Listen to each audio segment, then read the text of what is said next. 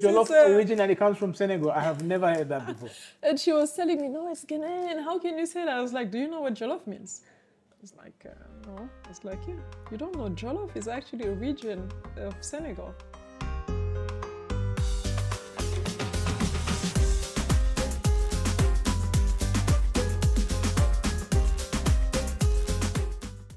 My name is Roy Kapesa, and I'm here at the lovely Tuyo restaurant in Kabalonga.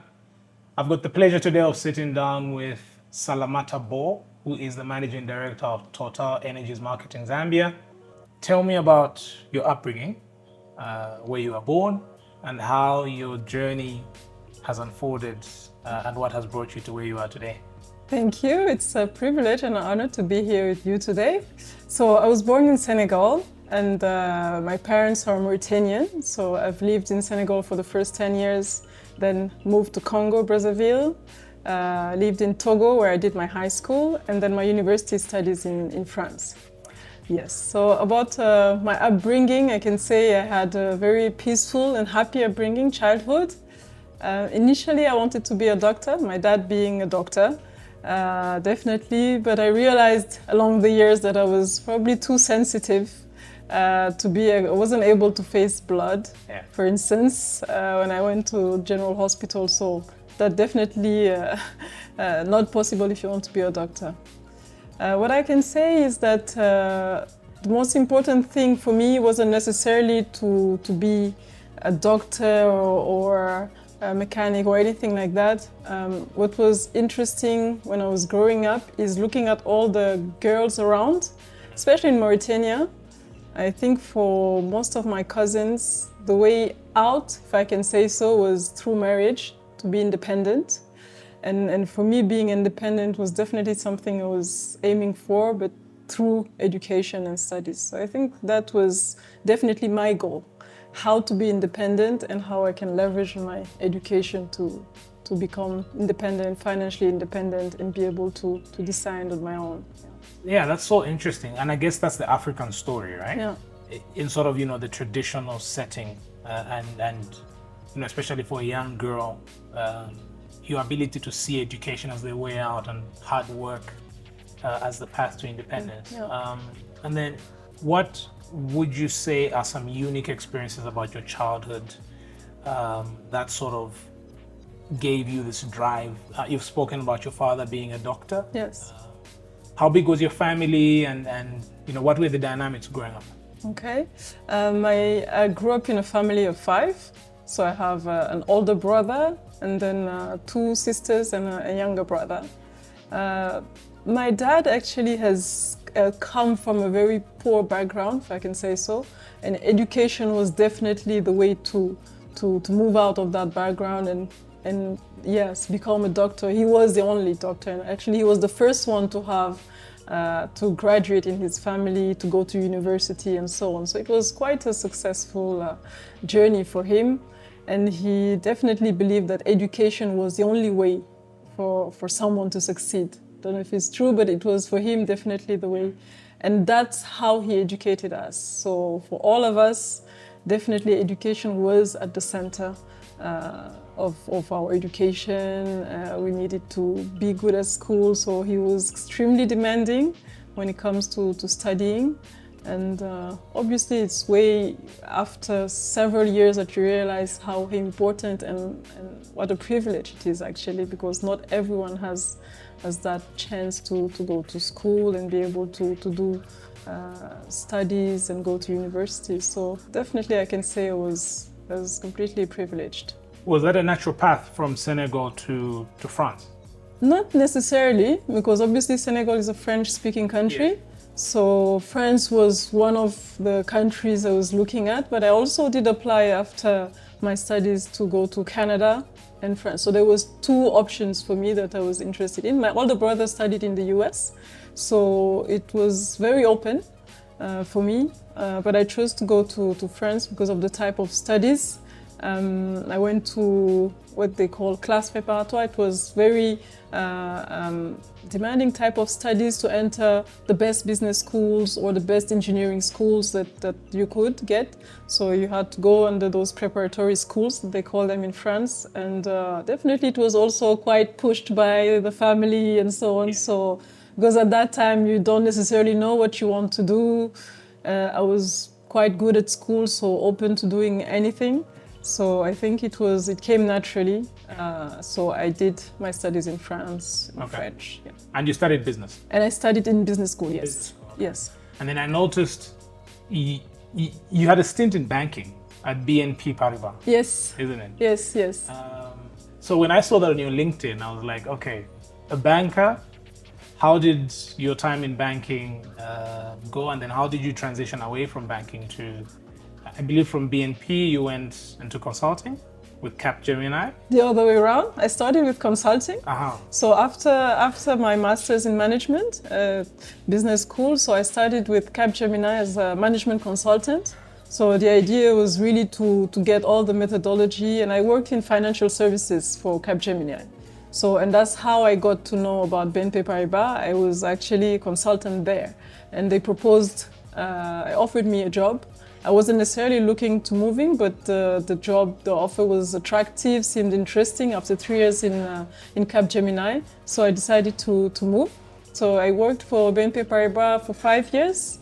I was not necessarily a banker per se. I was mostly in a business development type of job, strategy type of job, because I wasn't necessarily trying to be an expert in a specific sector. My idea was to be able to move anywhere I could, change sector if I wanted to. So, and that's what I did. So after 5 years in BNP Paribas, I decided to change and look for something else and change sector. And I went to work for TotalEnergies in Senegal. Okay. Yeah. Oh, so you started with Total in Senegal? Yes. Okay. Yes. That's interesting. And I believe you've been there for quite some time, about 10 years, 10, 11 years? Yes, exactly. Yeah, coming up to that. Yeah. How's been your time in Total and the oil space? It's been absolutely fantastic, I can say that. 10 years, in 10 years, I think I've done so many things. I've started in Senegal, right? I did 2 years there, and then I was promoted, went to Morocco for 1 year, and then back to Paris. Maybe I have to say a bit the story about how I went back to Senegal, sure. because when I decided to leave BNP Paribas, it's because I was looking for opportunities in Africa. And I did realize their strategy wasn't necessarily to keep growing in Africa at that time. And so I took a sabbatical and decided to go and look for new opportunities in Senegal. Yes, because I wanted to have a professional experience in Africa, which I haven't had before.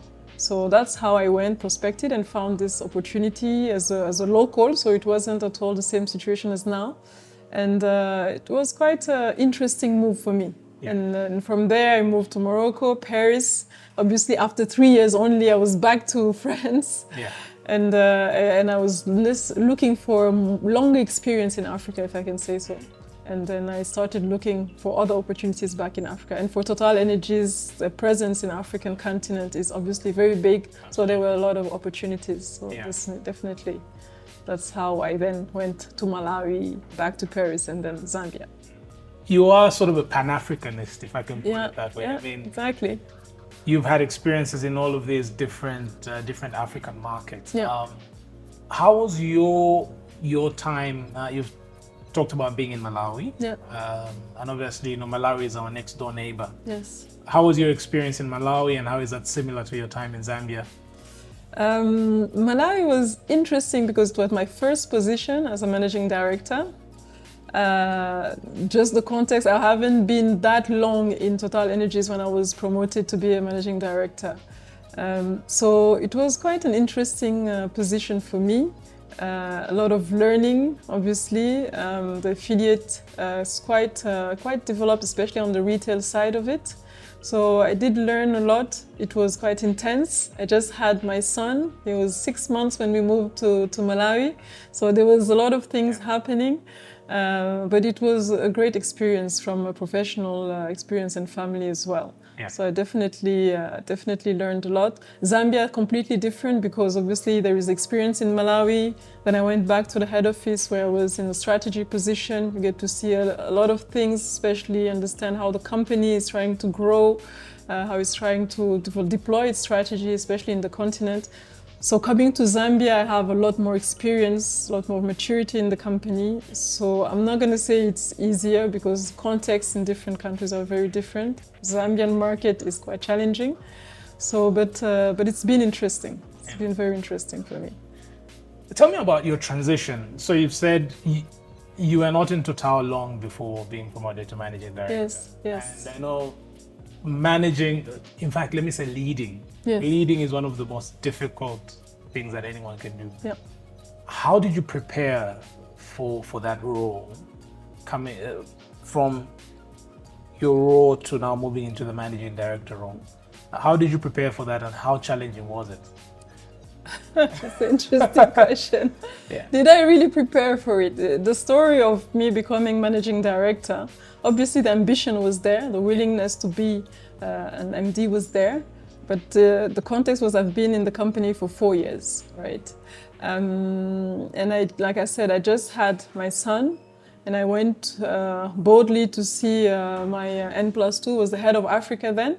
That I knew but never really had a chance to interact deeply with him. So I just asked for an appointment and told him, look, this is my goal. I would like to be a managing director in this company. I think I can bring a lot of value. At that time, he told me, I don't think you're ready. You've just been in the company for 4 years, quite young. You probably need to do this and that to develop yourself, to be fully fledged to be a managing director. So you've done some commercial positions in the company, maybe you need to do a bit of finance, so that at least it's complementary and then you can be a managing director. Which I said yes. And a week later he called me and said, there is an opening. Are you ready to go to Malawi and be a managing director? So obviously I said yes, I was very excited. And I think my career has been like that. I was always given positions that were quite challenging. Yeah. And for me, I think it's the best way to learn, right? I don't think you can really be ready or fully prepared before you get a job.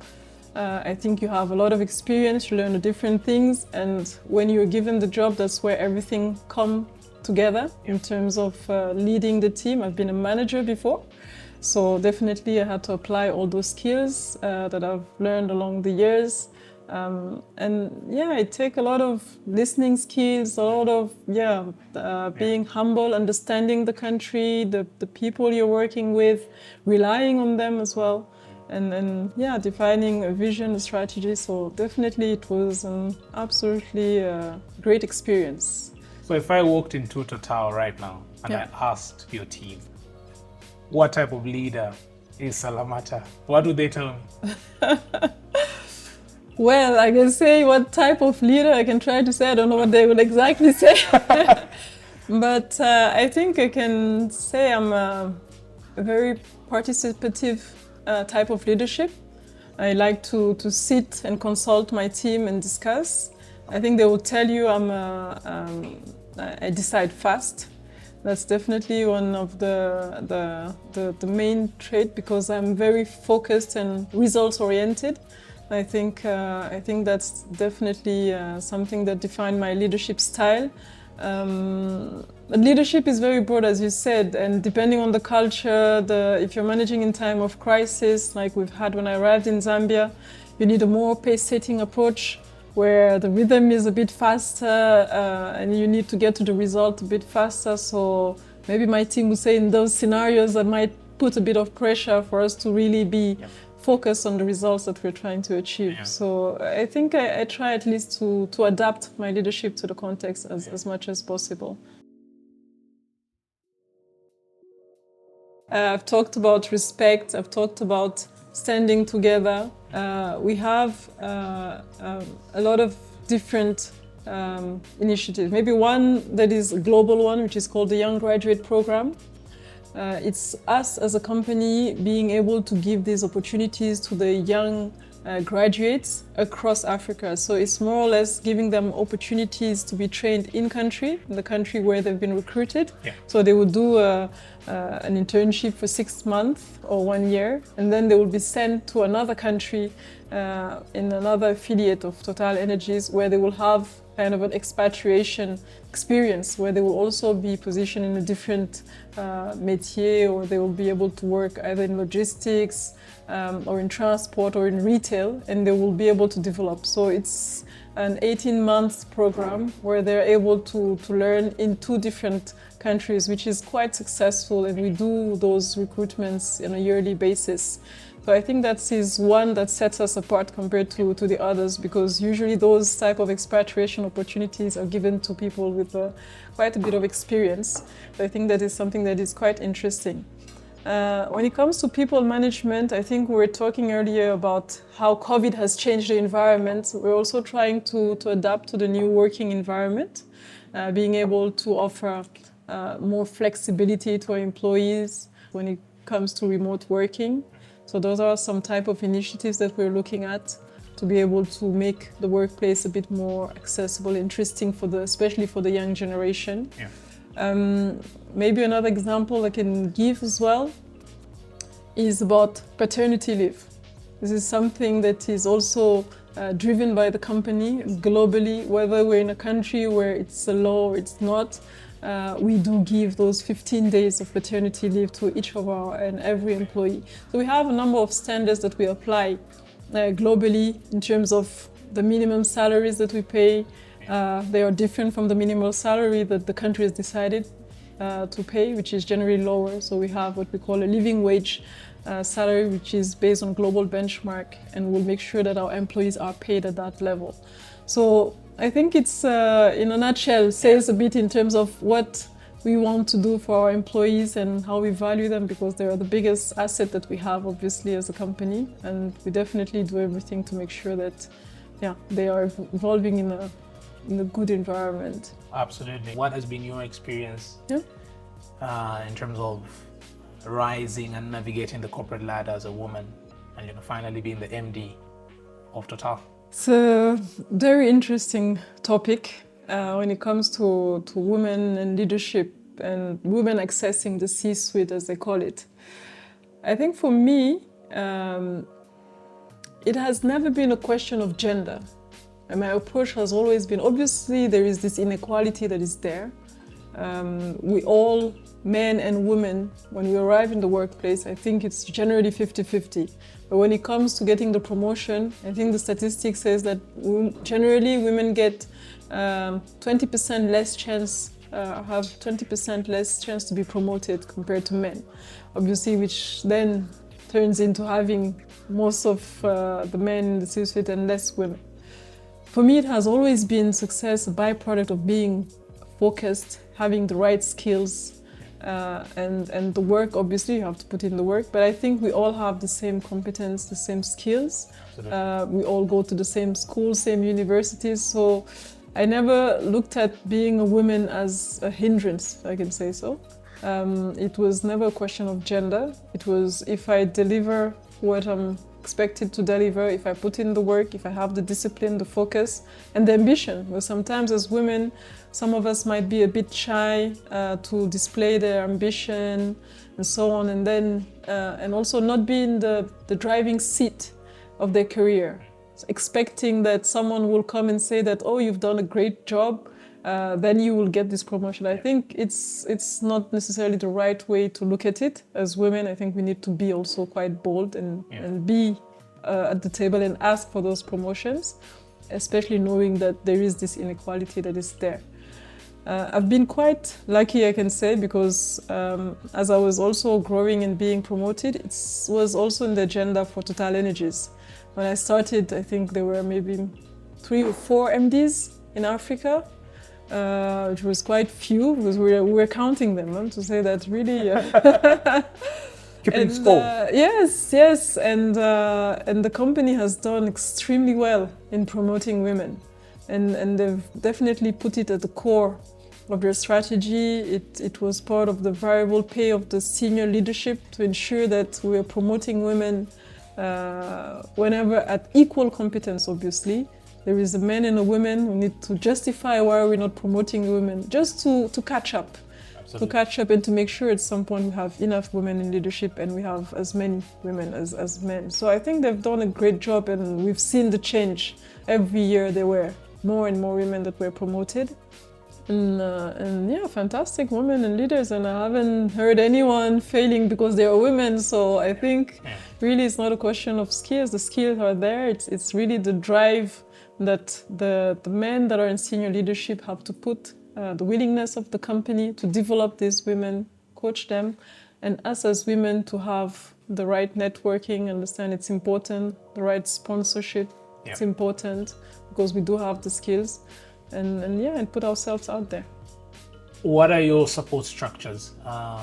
Be it mentorship, be it family, be it friends? What are those support structures that you believe have helped you succeed? Yeah, I think this is a very important question for everyone, because I do believe and I'm convinced if you don't have and you don't invest in that support system, it's very difficult to succeed, especially as a woman. So I'm a mother. I have two children, a girl and a boy. And I think for me, it's been family.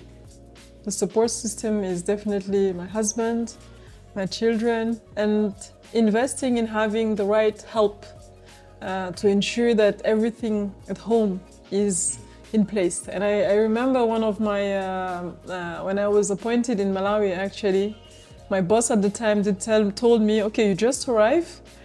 The first month, work is still going to be there. First month, ensure your family is settled. Ensure you find the right school. You know where the right doctors are. Your support system is in place. Then you can focus on the work. Because until that is sorted, you won't be focused and you won't be able to deliver what you're expected, because the job is demanding. And it was a very good advice. And I always remember that. To make sure that whenever, especially moving from a country to another, you have to learn a lot of new things, you have to adapt to a new environment, new culture. I also take my mom along with me generally when I move to a new country. She's now used for the first month. I'll ask her to come with me, and she will definitely help me settle, ensure that she's helping me get the right furniture. We'll discuss after work about the right color of curtains or anything like that. We love African mothers. They are very helpful, and because she's done it. No, she's in Mauritania, but because she came. She came. Okay. She stayed 1 month with us, and to just fully help me settle completely. I do appreciate, and she's also very good at that. Like I said, because she's moved in different countries as an expatriate and so on, so she's done it in so many parts of Africa, and always managed to find the right market, the right area where to buy this, where to buy that, and yeah, so I do rely on her for those things.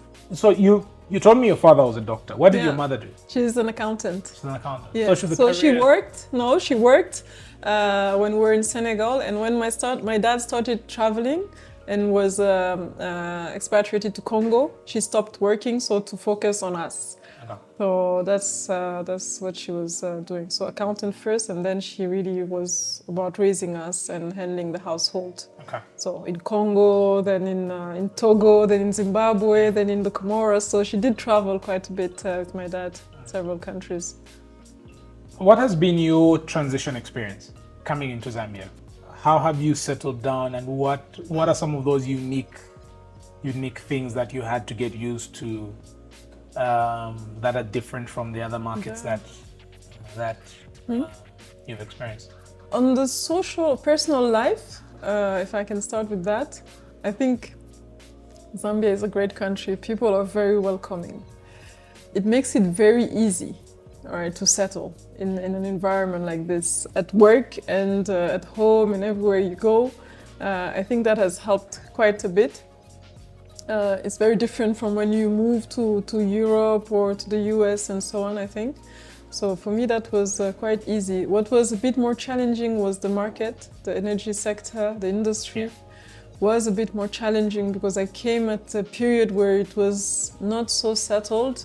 There was a lot of challenges in terms of supply when it comes to this region, in terms of our pricing structure. So there've been a lot of engagement with the regulator, with the Ministry of Energy, to try and put all of this together and give the industry a little bit more clarity in the direction where they wanted to take this regulation, actually. So because it's a regulated environment, we do depend a lot on them. So there's been a lot of engagement, and I think that was a bit more challenging compared to other markets where things were a bit more settled when I arrived. So like in Malawi, it was more about developing the service station and so on, a little bit less about the regulation part of it. Zambia was that. And in Southern Africa, Zambia, obviously, landlocked country, our supply is coming from overseas. Yeah. So we depend on Tanzania, we depend on Mozambique, we depend on Namibia and Walvis Bay. So whenever there is some turmoil in one country or the other, obviously Zambia potentially is affected. Yeah. So we also have to work with these different contexts that can be, and geopolitics that can be a bit challenging at times. Yeah. So I think that was the part that was a bit more challenging at first, yeah. What would be 3 pieces of advice that you would give to someone that wants to be the next Salamata? First, maybe I would say build that support system. I think we talk about it. I think it's absolutely critical. The second piece of advice I can say is be authentic. I think we talked about leadership. I didn't necessarily develop, but I think authentic leadership for me is key. You need to ensure you know yourself very well. What are your strengths? What are your weaknesses? Who you are? Where do you want to go? I think I mentioned being in the driving seat, and for me, it definitely resonates with that. If you're weak somewhere and you don't know yourself very well, I think it becomes very difficult, especially when you have difficult decisions to make. When it comes to ethics, at work, when some of the decision will question your values. So it's very important to have those internal reflections to really understand, what am I good at? Where do I want to go? It's not everybody that wants to be a managing director. Yeah. To understand that the job is demanding. It will require some sacrifices. Maybe you won't see your kids as much as you would want to. Maybe it's not the right time to actually aim for that job. So I think knowing that and in which place you are is extremely important if you want to be successful in this type of positions. And maybe be pragmatic, because as women, and now maybe specifically for the women, we tend to develop a lot of self-doubt, a lot of guilt about you want to be the perfect mother, you want to be have the perfect career and so on. So I think there is this saying, have it all at the same time. Maybe you can, but not at the same time. At the same time, yes, yeah. And the kids do understand. I think it's important to have that communication with your kids, and I do. They will ask me sometimes, but why are you coming in late? Why this? And I will explain. How old are they? 9 and 7. Okay. And you explain, and they are actually, quite smart, and they do understand, and they actually have a lot of empathy. So it's quite interesting to have this conversation, to say, how was your day? So I think be pragmatic. Focus. Sometimes you will focus more on the household, on the kids. Sometimes it will be more about work, and it's okay. It's okay. Remove the guilt, and we're all learning and we're all growing. So that's I think what I can say for all those young leaders that are aspiring. Absolutely. If you could, do you read? I love reading, yeah. Okay. If you could give one book recommendation, only one, what would you recommend someone read? That's extremely difficult for someone who loves reading. Yeah. I'll pick one. It's not necessarily the only book that person should read, but it's an interesting book, I can say, to read. And I read not so long ago, which is called The Promise of Dawn. It's by a French author. Actually, I'll pick two. There are two. There is one from a Malian writer. It's called, he's Fulani, called Mpateba. He wrote a book called Amkulele, the Fuller Child. So it's really happening during the colonial period. It's really for where our grandparents were at school, how they grew up, a lot about the Fulani traditions. I think it's quite interesting to understand what life was like in those times of the colonial period. So for me, it was a lot of insight, quite interesting reads, a lot of humor. So that's for Mpateba. The other one, it's for a French author called Romain Gary, which is The Promise of Dawn, which is about a child and his mother, strong relationship between the two, and the dreams that she has for her son. And she's really the one believing most in those dreams and how she would want her son to grow and the ambition that she has. And what I can relate to in that book is the level of resilience of the mother. Yeah. And the fact that sometimes our parents tend to have even bigger dreams and trust in those dreams even more than us. And I found it interesting because it's also something I can relate with my father. Sometimes you can have doubts and he's absolutely convinced that, no, you will definitely make it. Well, why are you having... So having someone that is absolutely convinced of your success and that you will reach there is also good. It's a good support. I think it's a good support when you're navigating these challenging environments and times sometimes. So yeah, so those are two interesting reads, I can say. Fantastic. Salamata, it's been a pleasure speaking with you today. Thank you. I really enjoyed this conversation. Learned you. a lot about you, learned a lot about the business, your journey, your path to leadership, and I hope this was valuable for you as well. It was absolutely interesting. Thank you. It was a first for me and I enjoyed it. Very excited to do it and I'm happy I did it. Fantastic. Let's enjoy our lunch. Yeah, thanks. Thank you.